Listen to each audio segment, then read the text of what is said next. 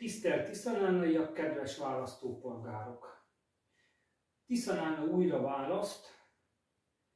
Június 9-én egyrészt európai parlamenti választások, másrészt pedig helyi önkormányzati választások lesznek, ahol a képviselőtestület összetételéről, illetve a polgármester személyéről döntünk. Jó magam mind a két poszton megmérettetem magam, képviselőként is és polgármesterként is. Ugyanis én úgy látom, hogy Tiszanánán rossz irányba mennek a dolgok, változásra van szükség. Gyakorlatilag egy hanyatlásnak indult a település. És én nem szeretném, ha tovább süllyedne a település, meg kell próbálni azt, hogy kiemeljük ebből a mocsárból, amire én úgy gondolom, hogy van lehetőség, és ezért is vállaltam a megmérettetést. Magának a kampányszlogenemnek is ezt a nevet adtam, hogy merjünk tenni Tiszanána. Szükség van egy közösségi, cselekvő programra Tiszanánán, ahol egy közösségépítés megtartó erőt fokozhatunk, és megvalósíthatjuk az ehhez kapcsolódó programot. Köszönöm szépen a támogatásokat, az építő jellegű hozzászólásokat, észrevételeket. Ezeket gyakorlatilag a programomba beépítettem, és kérem a tiszanánai lakosságot, hogy támogassák ezt a programot. Én igazából a legnagyobb problémákra fókuszáltam, amit jelenleg szőnyeg alá söprenek, vagy nem foglalkozik vele a település vezetése. Az első ilyen probléma Tiszanánán az egészségügy. Országos szinten is problémák vannak az egészségüggyel, kórházakban ugye orvoshiány van, a kórházak a feladatokat nem tudják finanszírozni, tehát finanszírozási hiány van, illetve osztályok szűnnek meg, legutóbb talán Szexárdon az urológia az, ami megszűnt. Ezzel ellentétben nekünk ugye a helyi egészségügy a legfontosabb, és Tiszanánál ugye tudjuk, hogy két körzet van, első és második számú körzet, és az első számú körzetben felháborító az, hogy a háziorvos nem jelenik meg, és gyakorlatilag telefonon vizsgálja meg a lakosokat. Én ezt nem tartom elfogadhatónak, és ígéretet teszek arra, hogy amennyiben ez a folyamat tovább folytatódik, meg kell tenni azokat az intézkedéseket, hogy ez megszűnjön, és Tiszanánál a háziorvosi ellátás rendje visszaálljon. Másik lehetőség, ilyen még ugye nem volt Tiszanánál, nagyon sokan Abátszalókra viszik át a kisgyermekes családok betegség esetén a gyerekeiket. Ezért ott ugye van egy összeg, amit ki kell fizetniük, tehát térítéses összeg, illetve van egy utazási költség, amivel átjutnak Abátszalókra, gyakorlatilag a fél Tiszatavat meg kell kerülni. Jó magam lehetőséget látok arra, hogy Tiszanánál is kialakítsuk ezt a gyermekorvosi ellátást, és nem csak a településen, hanem a környező településeken is van rá erre igény. Egyeztetést folytattam Szabó Andreával, Kisköre város polgármester jelöltjével, és ő is támogat egy ilyen jellegű programot, tehát akár Kisköre és Tiszanána egy közös ellátó központot is kialakíthat. Akár úgy, hogy 2 nap Tiszanána rendelés, 3 nap kiskörei rendelés. Át kell szerveznünk a fogorvosi ellátás rendszerét is, ugyanis az, hogy itt 2-3 hétre kapunk időpontot a fogorvostól, ez nem biztos, hogy szerencsés. Két lehetőség közül választhatnak a tiszanánaiak, vagy megvárják a 3 hetet, ami idő alatt mondjuk egy fájós fog teljesen ellehetetleníti az ember életét, vagy pedig bemegy egerbe. Tehát ezt is optimatizálni kell a helyi egészségügyi rendszerben. A második pontom az a közbiztonság, ami borzasztó nagy probléma Tiszanánán. A lopások, betörések száma soha nem látott mértéket ért el. Lopnak itt mindent. Tyúkot, fűt, fát, fűnyírót, gépeket, eszközöket. Én úgy gondolom, hogy meg kell tenni azokat az intézkedéseket, hogy ezek megszűnjenek, visszaszoruljanak, és élhetőbb legyen a településünk. Jó magam is tapasztaltam azt, hogy 2000-ig gyakorlatilag évtizedeken keresztül nem volt betörés, és 2000 óta már 3-szor jöttek be hozzánk. Volt, amikor fényes nappal az utcáról. Tehát a rendőrségen kívül, a rendőrségi együttműködésen kívül az önkormányzatnak is tenni kell ezzel kapcsolatban. Több 100 milliókat fordítunk fejlesztésekre, és lehetőséget kell biztosítani egy normálisan működő, rendszámfelismerő kamerarendszer működtetésére. És ez nem csak a lopások felderítésében vagy megelőzésében segít. Egyrészt visszatartó erő is az elkövetők részére, másrészt pedig akár közúti balesetekben is hasznára válhat a településnek, illetve a helyi rendőrőrsnek. A másik a lopásokon kívül a drog. Tiszanánán eddig nem látott mértéket öltött a droghasználat. Droghasználatban 3 fő pillért szeretnék érinteni. Az egyik a drogmegelőzés, a drogprevenció. Ezzel kapcsolatban olyan programokat szeretnénk a fiataloknak, ami gyakorlatilag ellehetetleníti azt, hogy ők a droghoz hozzányúljanak. Tehát ne legyen indok arra, hogy jaj, kipróbálom ezt a szert. Én egyébként jó magam egyetlen egy drogot nem ismerek, nem is láttam életemben, hál' Istennek. A másik, a drogmegelőzés prevención kívül az a droghasználat. Ezzel kapcsolatban ez egy sokkal nehezebb kérdés. Itt igénybe kell venni szakember segítségét, és olyan példák alapján ezeket a kezeléseket megvalósítani, ami máshol sikeres volt, tehát úgymond a jó példák átvétele Tiszanánára. A harmadik ugye a drog terjesztés megakadályozása, ellehetetlenítése. Tökéletesen tudjuk azt, kedves tiszanánaiak, hogy kik a drogterjesztők a faluban. Mondjuk ki őszintén, a fejétől bűzlik a hal. Én úgy gondolom, hogy ebből a szempontból egy erőteljes kiközösítés eredményre vezethet. Ilyen emberekre nincs szüksége Tiszanánának.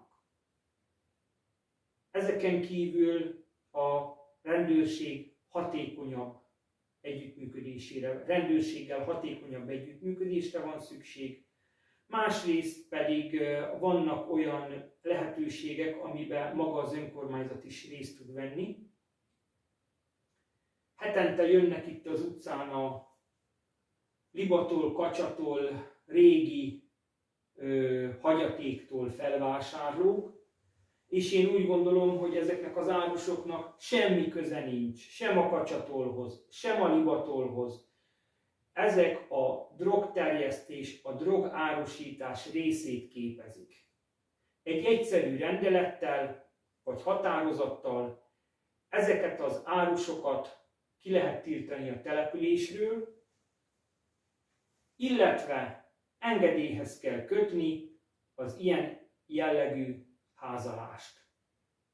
Ezzel gyakorlatilag olyan, mintha a láncból egy szemet kivágnánk, és tudjuk, hogy ha egy droghálózati rendszernek kivágjuk az egyik láncszemét, akkor az egész lánchálózat meg fog gyengülni. Tehát igenis vannak az önkormányzatnak erre lehetőségei. A harmadik a rendezvények. Tiszanánán hatékonyabbá kell tenni a rendezvények szervezését, központilag engedélyezni kell, nem elszórt rendezvényekről van szó, hanem gyakorlatilag egy jól működő közösségi rendezvénycsomagot kell kialakítani, amiben természetesen számítunk a tiszanánaiak hatékony részvételére, illetve vissza kell adni a munka ünnepének a becsületét. Én nem értek azzal egyet, hogy gyakorlatilag egy ember miatt Tiszanánán nem lehet megünnepelni a május 1-ét.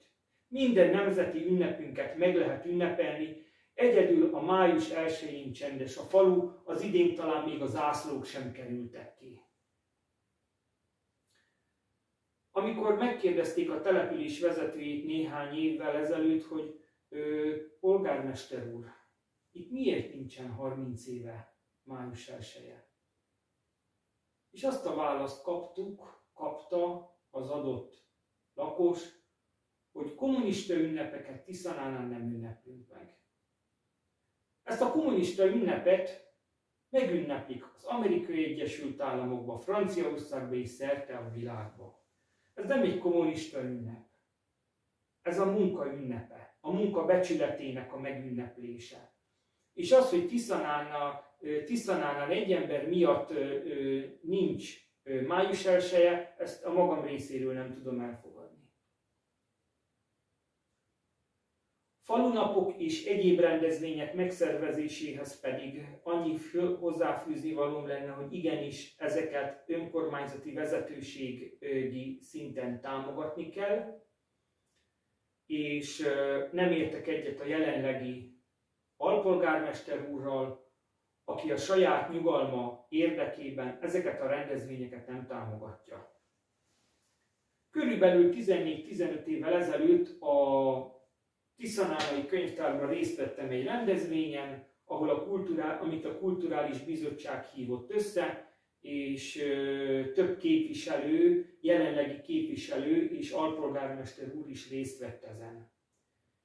És amikor erre került sor, hogy igenis csináljunk több rendezvényt Tiszanánán, azt a választ kaptuk, hogy idézem,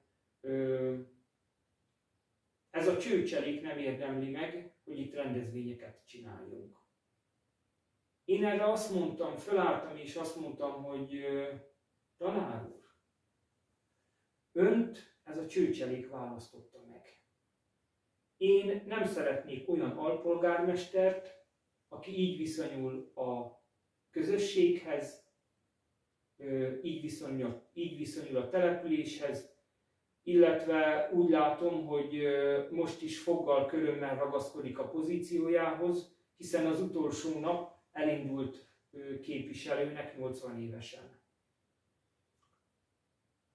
Ezen a könyvtári rendezvényen ott volt több jelenlegi képviselői tag is, és nem merték, vagy nem akarták szavukat fölemelni ezen kijelentések ellen. A romák részéről többen jelezték, hogy szeretnének roma napot. Igen, így van. Ehhez azonban arra van szükség, hogy megerősítsük a helyi kisebbségi önkormányzatot, a roma önkormányzatot.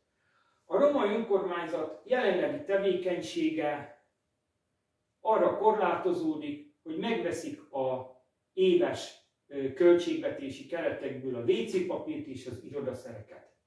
Voltak azért jobb idők a tiszanánai kisebbségi önkormányzatnál. Gondoljunk vissza Oszi bácsi idejére a 90-es években. Voltak rendezvények, voltak adományosztások, a gyerekeket elvitték kirándulni, tehát a cigány kisebbségi önkormányzat tevékenyen részt vett a roma érdekképviseletbe. Jelenleg ez hiányzik.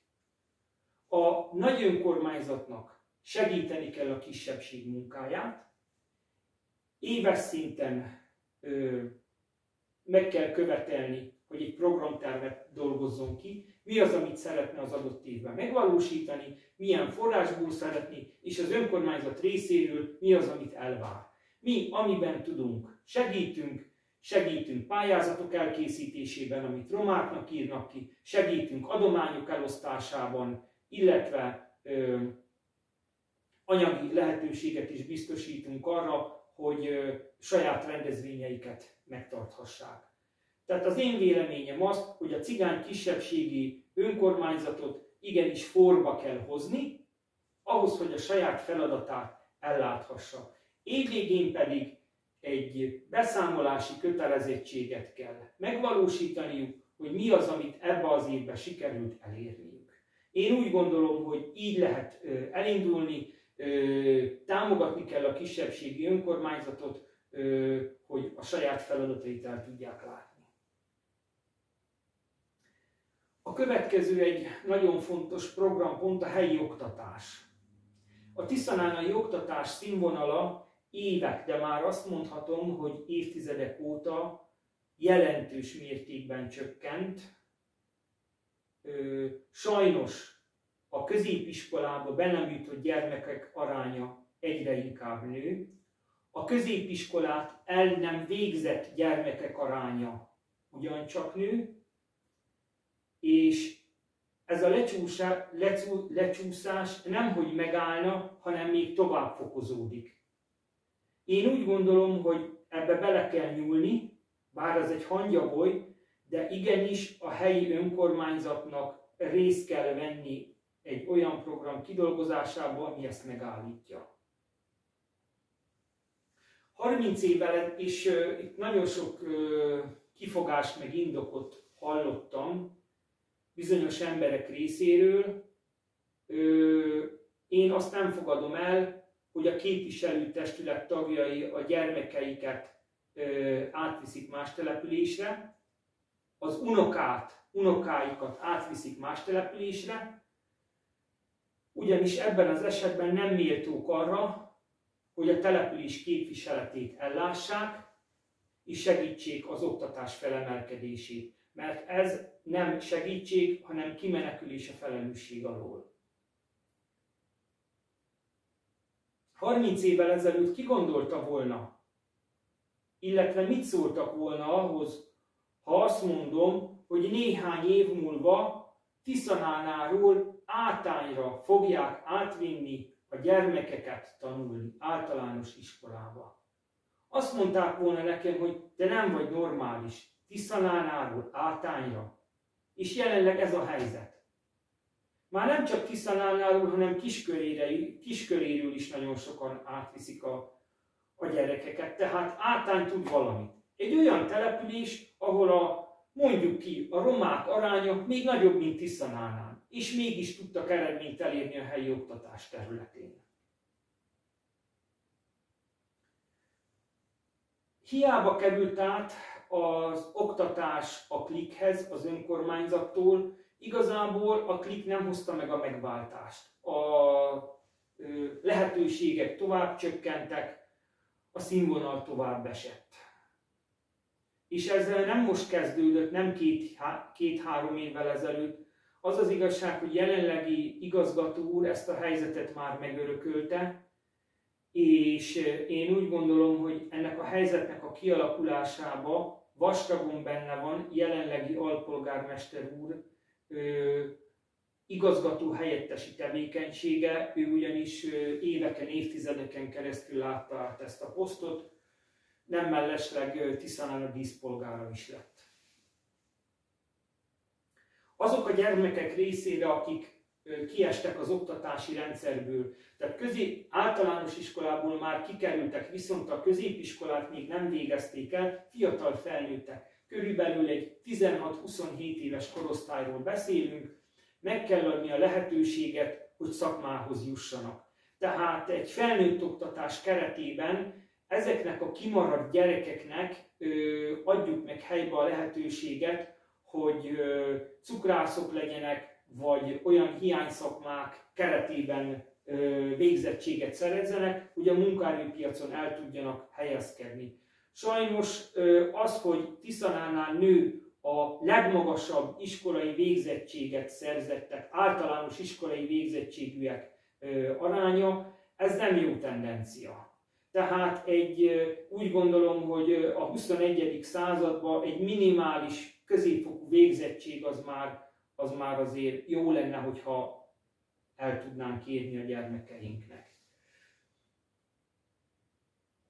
Települési közösségi programok.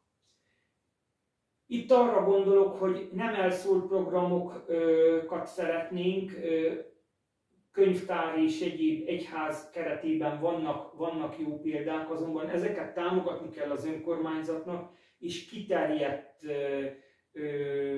nem néhány főre, hanem nagyobb létszámra kiterjedő programokat kell elindítanunk, gyermeknapot, kirándulást, versenyeket, sportot, és teljesen mindegy, hogy hívjuk, hogy úttörőknek hívjuk, vagy cserkészeknek hívjuk, vagy énekkarnak hívjuk.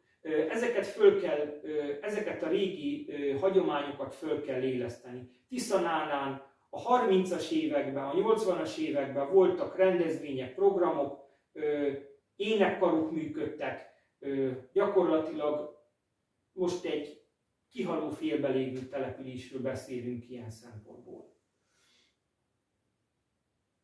Szociális ellátás. A fiatalok nagyon sokan elköltöznek a településről Budapestre, a nagyvárosokba, illetve külföldre, Németország, Bécs, London, stb. És egyik fiatal se akar hazajönni, mert odakint jól érzik magukat. Itthon is meg kell teremteni azokat a lehetőségeket, hogy ezek a fiatalok ne menjenek el. Ezeken kívül, akik itt maradnak, azok az idősek, a szülők, a nagyszülők. Akik nem biztos, hogy a gyermekük nyakára szeretnének költözni Egerbe, Salgótarjánba, Miskolcra vagy Budapestre, és nem biztos, hogy szeretnének elköltözni 150 kilométerre, ismeretlen helyre, például Gyoma-Endrődre, idősek otthonába, hanem lehetőséget kell nekik teremteni, és van rá igény, hogy helyben idősek bentlakásos otthonát kialakítsunk, és itt egy szolgáltatási helyet alakítsunk ki részükre. Itt megfelelő orvosi ellátást, ápolást kapnak, ételt kapnak, és napközis programokat kapnak. De ez nem csak abból állna, akár a Calvin Hotelben is megvalósítható egyébként, ez nem csak abból állna, hogy az idősek ott laknak, és ez egy közösség marad, hanem azok, akik nem mennek be az idősek otthonába, hanem azt úgy döntenek, hogy otthon maradnak, tehát úgymond az éjszakát otthon töltik, azoknak is ezek a nappali programok biztosítsanak szabadidő eltöltési lehetőséget, és az idősek egy egységes szolgáltatási környezetet alakítsanak ki maguk részére. Azoknak a szociálisan rászoruló, magatehetetlen beteg embereknek, akik erre nem képesek, az önkormányzatnak kutyakötelessége a fűnyírás biztosítása. Én úgy gondolom, hogy ha több 100 millió forint van bizonyos fejlesztésekre, erre is kellene lenni néhány 100 000 forintnak, tehát a szociálisan rászoruló, idős, tehetetlen emberek részére a fűnyírást biztosítani kell. Az adományok tekintetében azt vallom és azt fogom megvalósítani, hogy a Tiszanánára érkező adományok ne csak egy bizonyos körhöz jussanak el, hanem sokkal szélesebb körbe igénybe tudják venni. Tudjuk, hogy miről van szó. Bár ez nagyrészt az önkormányzat hatáskörén kívül van, de én úgy gondolom, hogy ráhatást lehet gyakorolni az önkormányzat részéről, hogy ezek az adományok szélesebb kört érinthessenek. Illetve a szociális szén helyett szociális tűzifát szeretnék megvalósítani. Néhány héttel ezelőtt voltam egy tiszanánai családnál, és hátul a disznóolba megkérdeztem, hogy ennyi patkányotok van, hogy ilyen földrakást látok ott. És azt mondja nekem, hogy ez nem föld. Ezt kaptuk az önkormányzattól szociális széngyanánt. Tehát gyakorlatilag szénport kaptak, és maga a rászoruló család sem tudta felhasználni ezt a tüzelőanyagot. Kiskörén, Tiszaburán, Kömlőn működik a szociális tűzifa. Szénről én azt javaslom, térjünk át tűzifára, és azt osztuk szét a szociálisan rászoruló családok részére.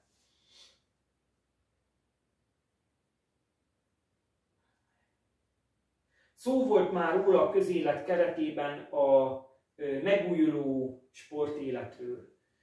A 80-as években, amikor nem volt öltözőnk, nem volt normális sportpályánk, nagyon aktív sportélet volt Tiszanánál 80-90-es években, és amióta megépült Tiszanánán a sportöltöző, felújították a sportpályát, lelátókat alakítottak ki, körbekerítették a sportpályát, gyakorlatilag megszűnt a foci csapat, megszűnt a sportélet. Én azt mondom, ennek egy felelősét kell kinevezni. Vannak rá agilis emberek, akik részt szeretnének venni ennek a felélesztésébe, és lehetőséget kell adni nekik, hogy Tiszanánál a sportéletet újra idézőjelesen virágzóvá tegyük. Nagyon sok a kihasználatlan épület Tiszanánál. Lássuk a tényeket. Nagyon sok középületet felújítottak pályázat keretéből, amikor megszűnt a pályázatnak a fenntartási ideje, az épület azóta üresen áll. Ifjúsági szálláshelyként pályáztak a Calvin Hotelre, gyakorlatilag néhány VIP erdélyi vendég kivételével üresen áll az épület. Itt van a mozihelység, nagy összeget, több 10 millió forintot költöttek a felújításra, évente egy pár alkalommal, elsősorban nemzeti ünnepek alkalmával használják, kihasználatlan.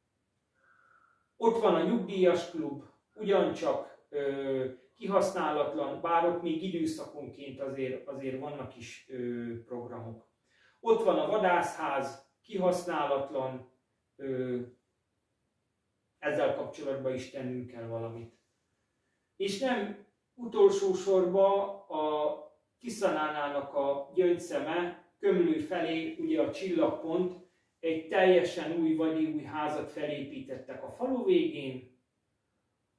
Amikor is ugye megszűnt a programnak a finanszírozása, az Európai Uniós finanszírozása, és a ház üresen maradt.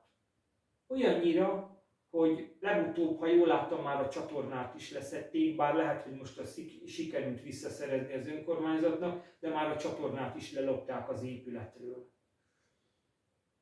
Úgyhogy ezeket az épületeket élettel kell megtölteni a faluba.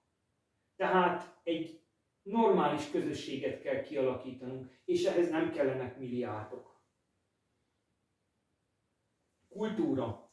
Tiszanánán évek, évtizedek óta ígérik egy tájház kialakítását, ahol a helyi értékeinket össze tudjuk gyűjteni. Ez azóta sem valósult meg. Én azt vallom és azt gondolom, hogy itt az ideje ezt megvalósítani.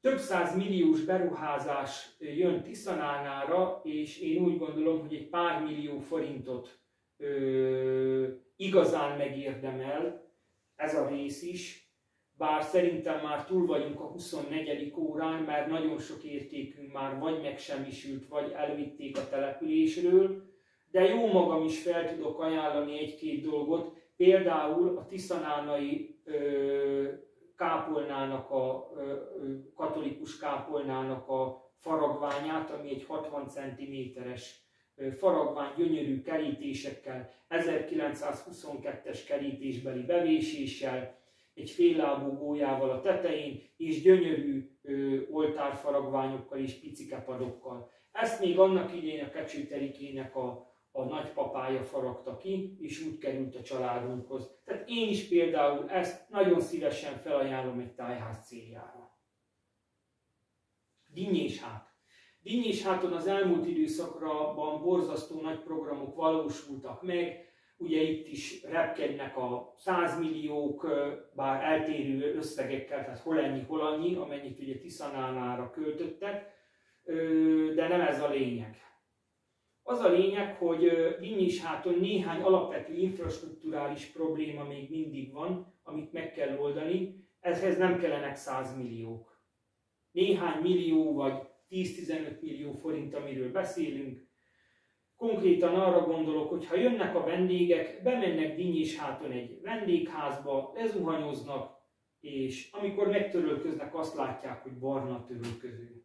Dinnyésháton vasas a víz, a víz az nem iható, tehát ivóvíz nem áll rendelkezésre. A településről, Tiszanánnáról ki kell vinni Dinnyéshátra egyetlen egy nyomóvezetéken az ivóvizet, és rá kell a hálózatra kapcsolni, és ugyanazt a vizet tudják az ott élők is használni, mint Tiszanánnán. Emellett egyre több ember lakos él kint Dinnyésháton, akik ugyancsak ezt a szolgáltatást igénybe tudják venni. Tiszanánnán több száz aláírást gyűjtöttek össze a kerékpárút építésére, ezt Vona János kezdeményezésére néhány évvel ezelőtt. Ezt a kezdeményezést aláírta számos jelenlegi települési vezető, ennek ellenére ennek a megvalósítását a gyakorlatban nem támogatták. Felújították a Dinnyésháti utat, ami 2005-be került felújításra, most arra megint húztak egy aszfaltréteget, illetve a patkarészt megcsinálták. 2005-ben egy nagyobb felújításon esett át, ezt jó magam csináltam, ez egy AVO előcsatlakozási alap volt a tanyáig, a tanyától a faluig pedig egy hátrányos helyzetű kistérség részére kiírt teki-leki pályázat keretében került ez a 1,5 kilométeres rész felújításra.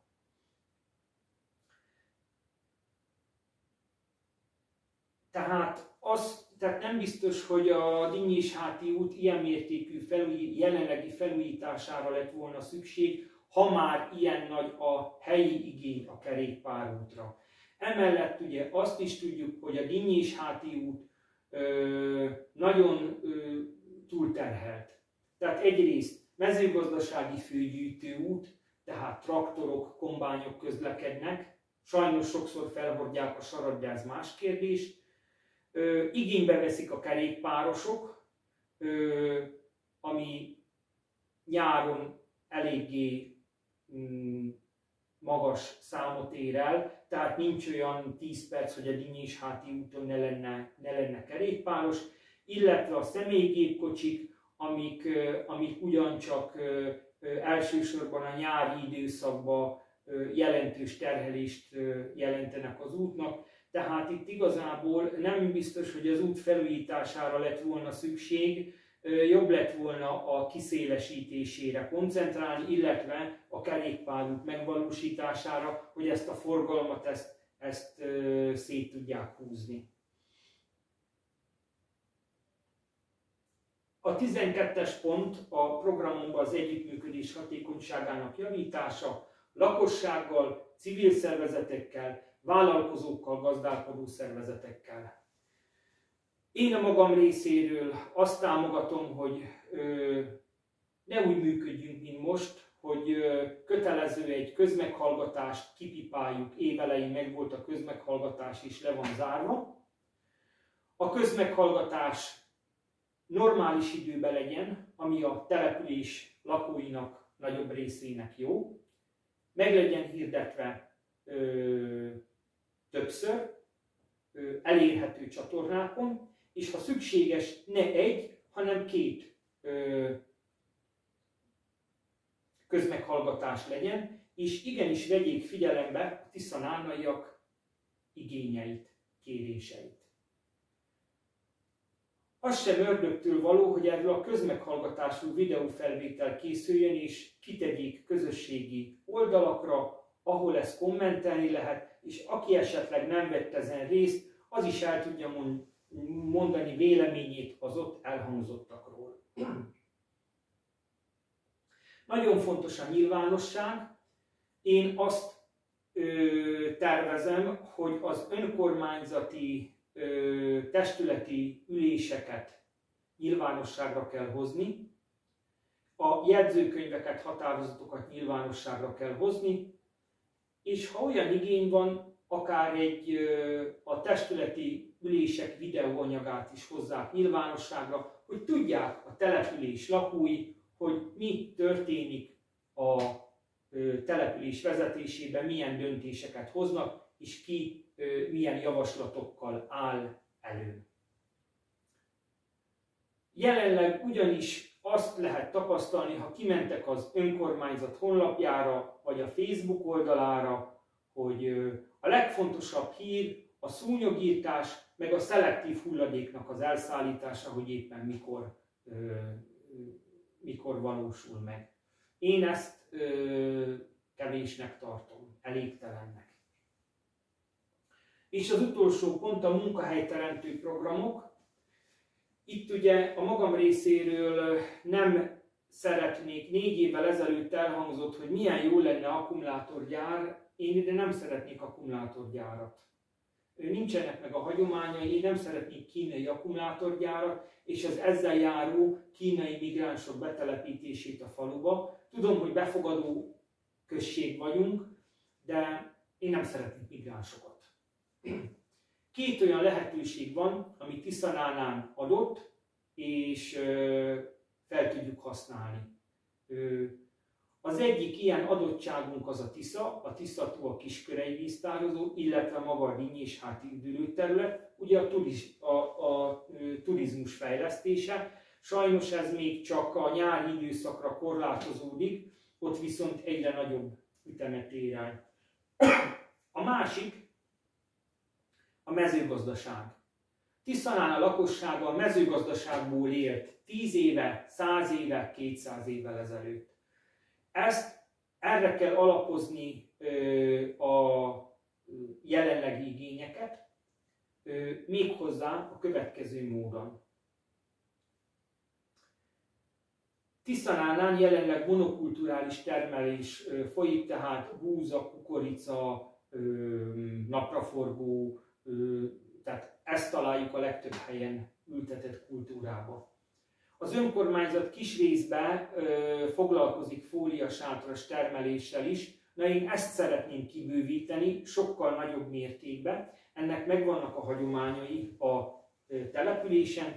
Egyrészt nagy jövedelemtermelő tevékenység, üzletág, másrészt pedig nagy tömegű embereket lehet foglalkoztatni, és gyakorlatilag munkához és jövedelemhez, megélhetéshez juttatni őket. Tudjuk azt, hogy tavasszal milyen drága egy szál vágott virág vagy paradicsom, tehát én ezekben gondolkozok ilyen primőr termékek feldolgozásába, és hogy vannak hagyományai, azt az idősebbek tudják, a 3-as tanyán kint fóliasátras termesztés keretében melegvíz felhasználásával egy virágkertészet működött, és prosperálóan működött. és nézzük meg, hogy most márciusban vagy áprilisban milyen drága egy szál virág. Egy fóliasátorból mennyi virágot tudnánk értékesíteni a piacra? Ez az egyik. A másik egy léüzem kialakítása, gyümölcslé feldolgozó, esetleg egy aszalóval kiegészítve, ami saját terméket árulna, saját terméket hozna létre, saját logóval és saját címkézéssel. Ez nem egy-két éves program, úgy gondolom, hogy egy hosszú évek folyamán alakulhat ki ennek a rendszere. Első évben kamiontételben, léalmaként ide lehet hozni a gyümölcsöt a faluba, ezt kifacsarni és jó minőségű, egészséges gyümölcslevet előállítani, több helyen működik ez már az országban.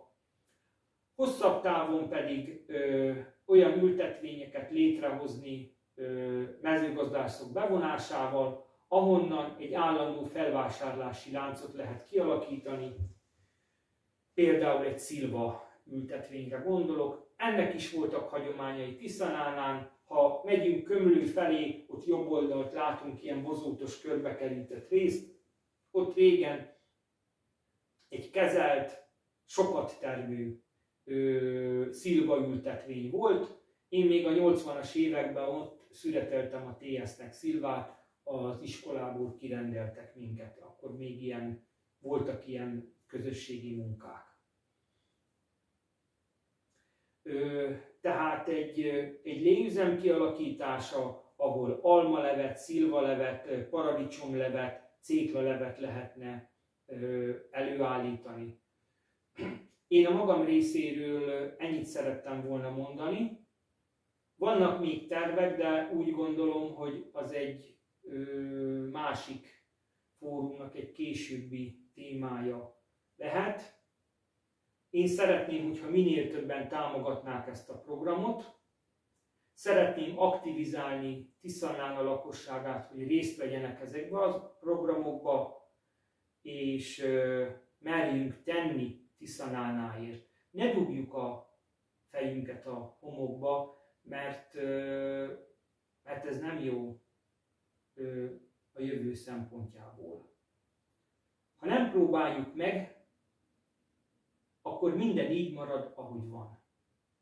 És minden választópolgárnak javaslom, hogy gondolkozzon el, hogy valóban jelenleg Tiszanánán olyan jól mennek a dolgok, minden olyan tökéletes, ahogy azt bizonyos fórumokon vagy videókban halljuk. Az én véleményem szerint nem. Álljanak mellénk, győzzünk közösen Tiszanána, és állítsuk egy magasabb fejlődési pályára a falut. Köszönöm szépen, hogy meghallgattak.